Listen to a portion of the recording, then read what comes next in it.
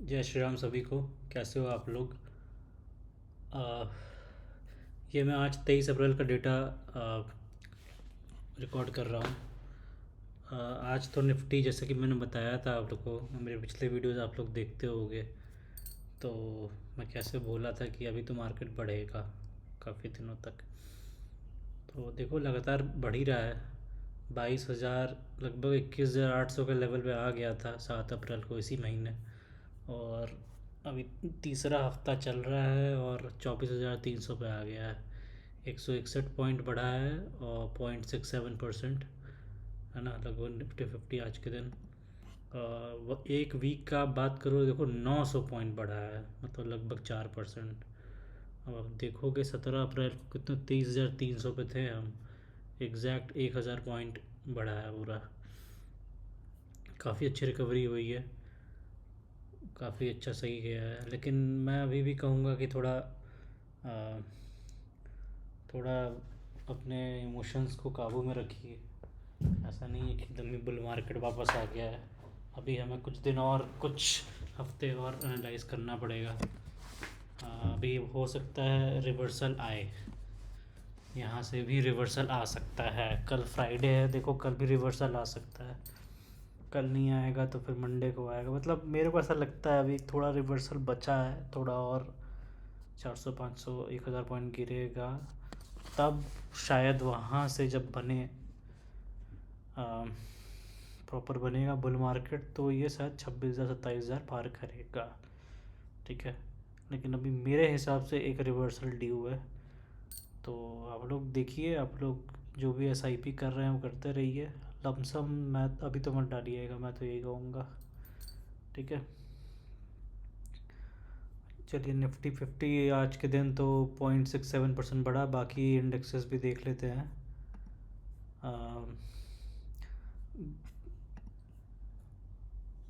Nifty 50 देखिए 161.67% बढ़ा है। निफ्टी बैंक देखिए 0.5% घटा है आज। ये तो ऑल टाइम हाई पे चल रहा है Nifty bank. Nifty financial services भी घटा है 0.67%। BSE सेंसेक्स भी 0.65% बढ़ा है। निफ्टी मिड कैप सेलेक्ट 1.5% बढ़ा है लगभग। ठीक है, निफ्टी नेक्स्ट 50 भी 0.7% बढ़ा है। निफ्टी 100 0.67, सब काफ़ी बढ़ रहा है। निफ्टी स्मॉल कैप 100 भी देखो 0.44% बढ़ा है ना। निफ्टी स्मॉल कैप 250 भी देखो 0.28% बढ़ा है। निफ्टी मिड कैप भी देखो पॉइंट लगभग 1% बढ़ा है। तो मिड कैप ज़्यादा बढ़ा है स्मॉल कैप से, स्मॉल कैप उतना नहीं बढ़ा है। ठीक है, और सारे ही बढ़े हैं लगभग, है ना। ग्लोबल इंडेक्स का बात कर लें तो गिफ्ट निफ्टी घटा है। बाकी डाउ फ्यूचर्स भी बढ़ा है, नैस्डैक बढ़ा है, डाउ बढ़ा है, S&P बढ़ा है, निक्की बढ़ा है। निक्की भी देखो लगभग 2% बढ़ा है। ये जापान का इंडेक्स है। हैंग सेंग भी बढ़ा है, हांगकॉन्ग का है। ये डैक्स भी देखो 3% बढ़ा है। ये जर्मनी का है। ये सब सारे बढ़े ही हैं आज। चलिए अब अपना मैं पोर्टफोलियो दिखा दूँ आप लोग को। आज का रिटर्न मेरा लगभग 4,000 रुपये था।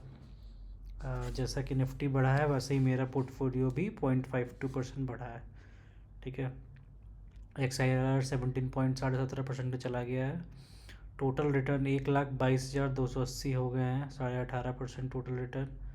इन्वेस्ट मैंने किया था 6,60,000 और टोटल वैल्यू हो गई है 7,83,000।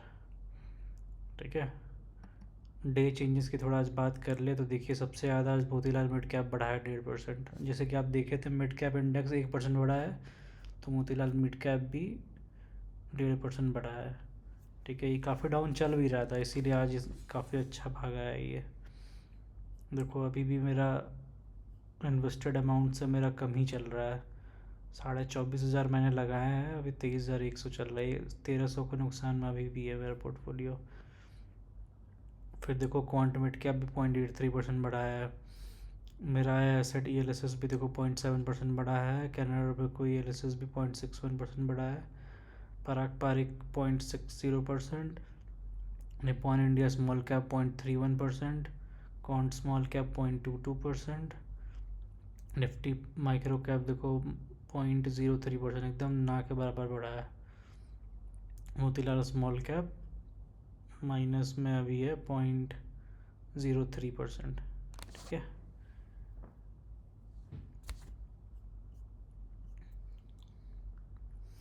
टोटल रिटर्न की बात कर लें तो मेरे दोनों यूलिसिस फंड्स हमेशा टॉप पे रहते हैं। देखो, एक तो 50% पार कर चुका है, एक लगभग 48% पे 47.28% पे आ गया है। ठीक है, पराग पारिक अभी देखो 32% के रिटर्न पे है, 36,000 का प्रॉफिट है अभी इसमें। निपॉन स्मॉल कैप देखो 7.72% पे है, 10,500 का प्रॉफिट है इसमें। क्वांट स्मॉल कैप देखो भी 10,000 का प्रॉफिट है इसमें भी, 7.5% का। क्वांट मिड कैप भी देखो 2,500 2,700 का प्रॉफिट है इसमें, 3% ये भागा है आज अच्छा खासा, है ना। थोड़ा और बढ़ेगा क्वांट मिड कैप तो ये भी 1 लाख पहुंच जाएगा। फिर मोतीलाल निफ्टी माइक्रो कैप भी देखो अभी 80 रुपये का पॉजिटिव में है, 0.5% अभी इसका पॉजिटिव में है। मोतीलाल स्मॉल कैप देखो 0.72% है, माइनस लगभग 80 रुपये। और मोतीलाल मिड कैप भी देखो 5% के नेगेटिव में है, -1300 चल रहा है अभी। ठीक है, टोटल करंट की बात कर ले तो पराग पारिक 1.5 लाख क्रॉस कर गया है मेरा।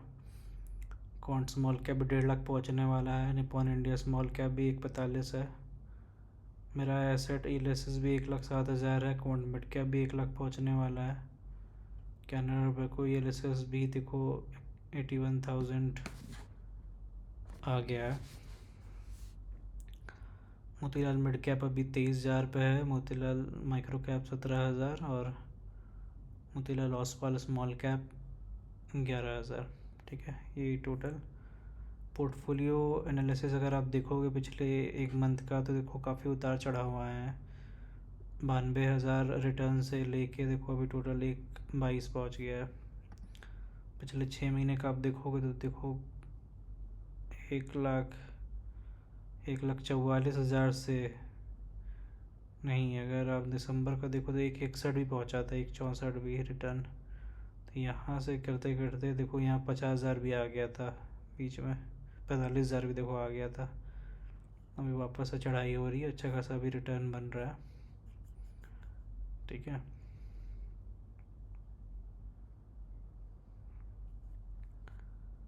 तो ये इस तरह डिफरेंट सेक्टर में पैसा लगा हुआ है मेरा। फाइनेंशियल इतना, सर्विसेज इतना, एनर्जी इतना, हेल्थ केयर इतना, कंज्यूमर स्टेपल्स इतना। ठीक है, चलिए अब यूएस स्टॉक्स का देख लेते हैं। तो आज के दिन काफ़ी अच्छा चेंज हुआ है, 3.5% लगभग बढ़ा है, 3.33%। $113 का फ़ायदा हुआ है। टोटल रिटर्न $141 चल रहा है। 3,39 के तीन मान लो आप $3,390 मैंने लगाया है और $3,530 बन चुका है ये। ठीक है, एप्पल अभी भी 0.71% नेगेटिव में है। ठीक है, अमेज़ॉन 11% है। माइक्रोसॉफ्ट अभी -6% है।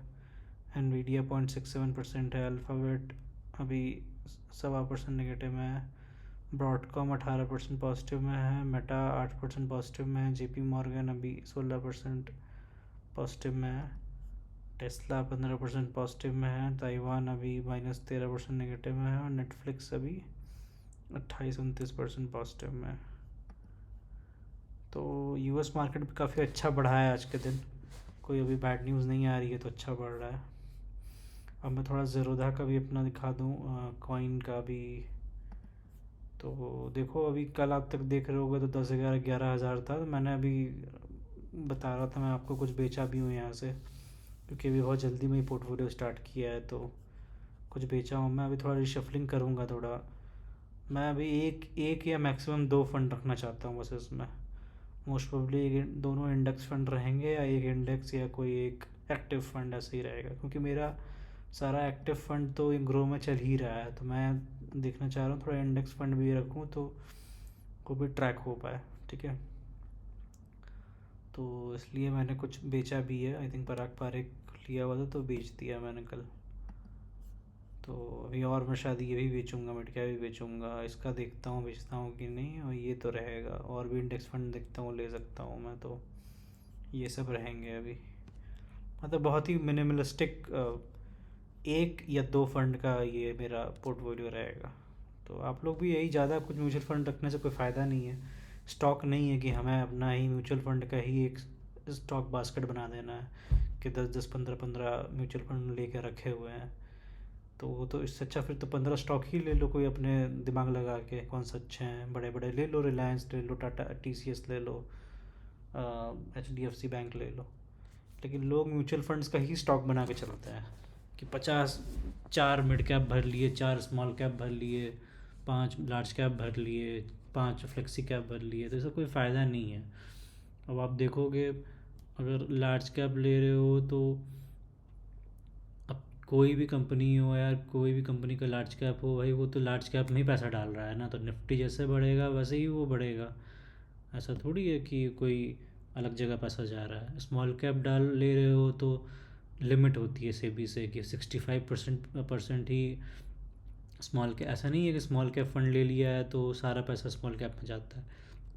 जैसे Nippon India small cap fund है, इसका सारा पैसा स्मॉल कैप में नहीं है।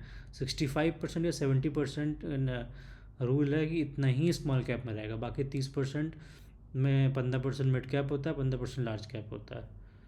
तो वो वही है। अब आप मैं 50 अलग स्मॉल कैप ले लूँ, क्वांट ले लूँ, एडलवाइस ले लूँ, HDFC स्मॉल कैप ले लूँ, सब ले लूँ, SBI ले लूँ, तो कोई फ़ायदा नहीं है। बहुत सारा उसमें मेजॉरिटी पोर्टफोलियो आपका समझ लो उसमें कॉन्साइड ही करेगा। सेम सेम स्टॉक में जा रहा है। मान लो निपॉन डाल रहा है स्मॉल कैप में, कोई स्मॉल कैप कंपनी है XYZ, तो बाकी भी वो भी डाल रहे होंगे। तो एक तरह से आपका तो एक ही जगह जा रहा है ना पैसा।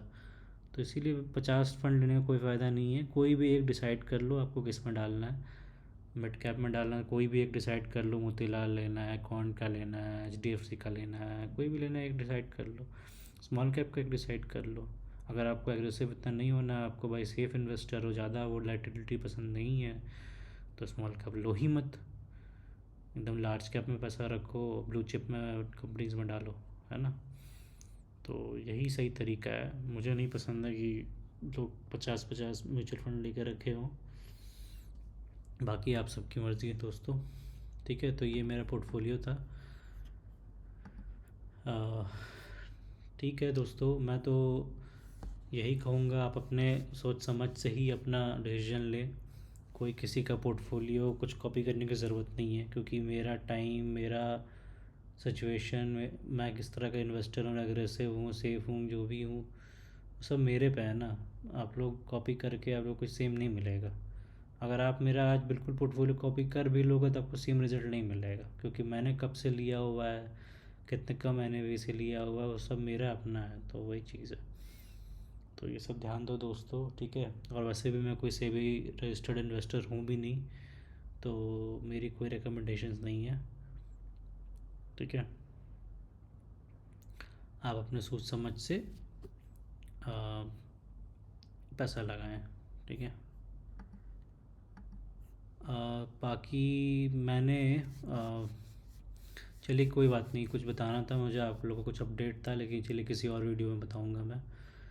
बाकी मैं तो यही कहूँगा, कुछ कुछ भी आपको कोई भी डाउट हो आपको कि आप नया इन्वेस्टर बनना चाह रहे हैं और पैसा लगाना चाह रहे हैं, तो कितने लगा सकते हैं, कुछ कहाँ लगाना है, कुछ अगर ऐसे डाउट हो तो आप मेरे को कमेंट सेक्शन में कमेंट कर सकते हैं इस वीडियो के नीचे, और मैं अपना रिप्लाई करूँगा आप लोग को, ठीक है। अपना एज और अपना रिस्क टेकिंग एबिलिटी और सैलरी, ये सब बता के बताइए कितना आप इन्वेस्ट करना चाहते हैं, ठीक है, तभी बता पाऊँगा मैं।